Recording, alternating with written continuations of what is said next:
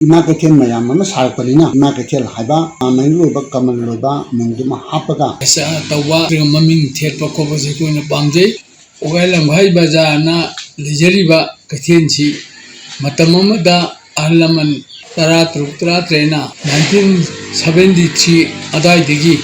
हौना कैथेलसी लिंगनबा होनजरक्तना 76 अदाइदा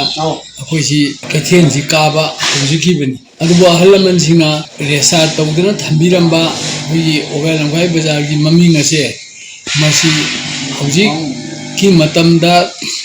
मयामना होंतोंनिंबा अमा मन कया अमा लाक्चरगसु अखोइ बाजार बोची वखंददी ओगाइ लमहाइ बाजार से अखोइना रेसा तौबा ममिंग असी अखोइ सुगाइ काहेंदना अदु मसी यावना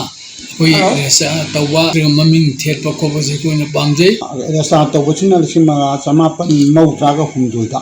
रेसा तौरगा रेसा बॉडी अमोना लैरबा मतुंगा नागेता सोकी नाकंद लैरिबा खासलेन की सरुक असि मजा बोना सोरोना चाउथोकपकी सरुक खरा खामगा अरेंबा फुट मसिंगदु अखोइ लमाबनी पता होना सेमदना लै पता सेमकपा मतमसिदा सरकार की तौबम थोकपा रेवेन्यू टैक्स पीरी हौजे अरे प्रीमियम थीरी सेक्रेटरी पीरो पानरो हाइबगी ऑर्डर कया लेरी पेंडिंग ओवर टेकिंग ओवर कया नियम चुमना लेरी सिगी संगाराम दाइ मतम असिदा मिंग थोमबई मतंग खरा अखोइ नांगरे मिंग थोमबई मतंग असि बाउंडरीदा लेबा विलेज सिंग लोइना टच तहनबना फै का हाइबसु चुंगानरपा अखोइगी स्टैंडी ओगा लंगाइ बाजार बोर्ड अने रेसा तौदिबन मरम मोदिना रेसा बॉडी सिगा मरम मरी लेना बता मिंग थोनबियु हाइबगी वारेब अमसु कोन हौखिबा तंग तराग मरी था अनि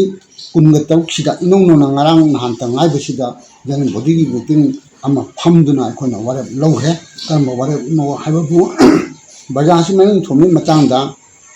इमा कैथेल मयाम सारपनीना इमा कैथेल हाइबा मैंग लोइबा कमल लोइबा मिंगदुमा हापगा इमा कैथेल ओगाइ लमखाइ हियांगलम ओगाइ